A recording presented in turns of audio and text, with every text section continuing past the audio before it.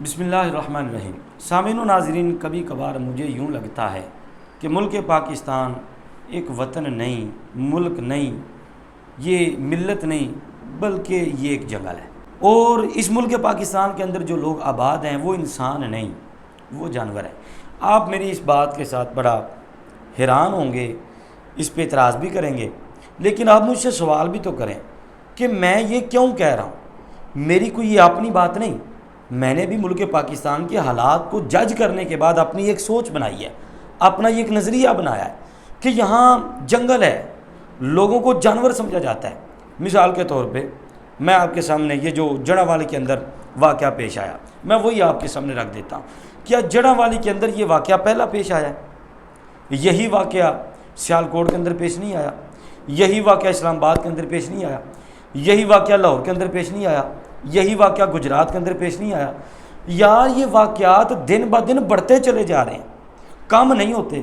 تو پتہ چلا انسانوں کی اور جانوروں کی زندگی کے اندر جو خاصا فرق ہے وہ یہ ہے کہ انسان عقل رکھتے ہیں، اور جہاں سے ایک مرتبہ دھوکہ کھا جائیں، جہاں سے ایک مرتبہ وہ نقصان اٹھا لیں، وہاں سے وہ دوسری مرتبہ دھوکہ یا نقصان نہیں اٹھاتے۔ لیکن جانور بے عقل ہوتے ہیں اور بے شعور ہوتے ہیں، ان کو نہیں پتہ ہوتا کہاں سے ہمیں ڈنڈے پڑ رہے ہیں اور کہاں سے نہیں پڑ رہے، کیوں ڈنڈے پڑ رہے ہیں اور ان ڈنڈوں کی وجہ کیا ہے۔ وہ ڈنڈے کھاتے ہیں تو کھاتے ہی چلے جاتے ہیں، ان کی آنے والی نئی نسلیں بھی ڈنڈے کھاتے ہی چلے جاتے ہیں، ان کے اندر چونکہ شعور جو نہیں، لہذا تبدیلی بھی نہیں۔ اسی طرح ہمارے ملک پاکستان کی عوام کا بھی حال ہو چکا ہے، بالکل جانوروں کی طرح، نہ ان کے اندر شعور ہے اور نہ ہی ان کے اندر تبدیلی ہے۔ یار دیکھیں، سانحہ ساہیوال ہوا، سانحہ سیالکوٹ ہوا، سانحہ گجرات ہوا، سانحہ فیصل آباد ہوا، سانحہ شیخ پورہ ہوا، یہ سارے معاملات ہوئے تو اب چاہیے تو یہ تھا کہ ہماری گورنمنٹ، ہماری انتظامیہ، ہمارے ادارے ایک مضبوط قانون کو استعمال کرتے ہوئے ان سارے مجرموں کو کٹہرے کے اندر کھڑے کرتے اور ان کو قرار واقعی سزا سنائی جاتی، تاکہ لوگ ایک دفعہ کانپ جاتے اور ان کو پتہ چل جاتا کہ ہم نے یہ جرم نہیں کرنا۔ تو جب لوگ اس بات کو سمجھ جاتے تو آٹومیٹکلی یہ واقعات ہونا کم ہو جاتے۔ میں تو کہتا ہوں اگر سزائیں سنائی جاتی تو یہ واقعات بالکل ختم ہو جاتے۔ تو جب یہ واقعات ختم ہو جاتے تو احتجاج ختم ہو جاتا، جلاؤ گراؤ ختم ہو جاتا، یہ تشدد ختم ہو جاتا۔ مثال کے طور پہ میں آپ کو ایک بات بتاتا ہوں، یہ 2017 کی بات ہے، میں استنبول کے اندر، ترکی کے اندر تھا۔ تو ترکی کے شہر استنبول کے اندر ایک پارک کے دروازے پہ بم دھماکہ ہوا۔ میں نے اپنی آنکھوں سے دیکھا، ساری استنبول کی سڑکیں پولیس کی گاڑیوں سے بھر گئیں، شہر بلاک کر دیا گیا، اور ہوا اور فضا کے اندر، ہیلی کاپٹرز کے اندر بھی پولیس ہی پولیس۔ 2 سے 3 منٹ کے اندر ان لوگوں کو جنہوں نے بم دھماکہ کیا تھا ان کو پکڑا گیا، ثبوت کے ساتھ پکڑ کے ان کو مین شاہراہ پہ گولی مار کے قتل کر دیا گیا۔ دیکھیں، یہ تھا ان کا قانون۔ عوام کو اطمینان میں لیا اور عوام کے دلوں کو سکون پہنچا، اور عوام نہ احتجاج کے لیے نکلی، نہ روڈوں پہ، نہ سڑکوں میں، نہ جلاؤ گراؤ، کچھ بھی نہیں ہوا۔ عوام پرسکون اور پر اطمینان ہو کے اپنے گھروں کو چلی گئی کہ بھائی جنہوں نے ہمارے ملک کے اندر یہ انتشار پھیلانے کی کوشش کی ہے ان کو قتل کر دیا گیا، لہٰذا ہم اس بات پہ راضی ہیں۔ یہ وہ لوگ ہیں، وہ ملک ہیں، وہ وطن ہے جہاں انسان آباد ہے۔ جو لوگ یہ سمجھتے ہیں کہ ہم نے اپنے ملک کو اچھائی کی طرف لے کے جانا ہے، لیکن آ جائے ملک پاکستان کے اندر یہ جو جڑاں کے اندر سانحہ ہوا، ہماری انتظامیہ سوئی رہی ہے، کیس ہو گیا، احتجاج ہو گئے، جناب FIR درج ہو گئی، سارا کچھ ہونے کے بعد انتظامیہ ابھی تک اس بندے تک پہنچی نہیں کہ جس بندے نے وہ قرآن کی بے حرمتی کی ہے، نہیں پکڑا۔ اب وہ انتظار کر رہے ہیں کب لوگ سڑکوں پہ آئیں، جلاؤ گراؤ ہو، اس کے بعد پولیس سڑکوں پہ آ جائے اور ایک دوسرے پر لاٹھی چارج ہو جائے، ڈنڈا چل جائے، اور اس صورت کو اتنا بگاڑا جائے کہ 2-3 مہینے یہ صورتحال ٹی وی پہ ڈسکس کی جائے اور جناب اس کی آڑ کے اندر دوسرے کام سر انجام دیے جائیں۔ ہاں جی، میرا یہ ماننا ہے کہ ملک پاکستان کے اندر یہ واقعات ہوتے نہیں، کروائے جاتے ہیں۔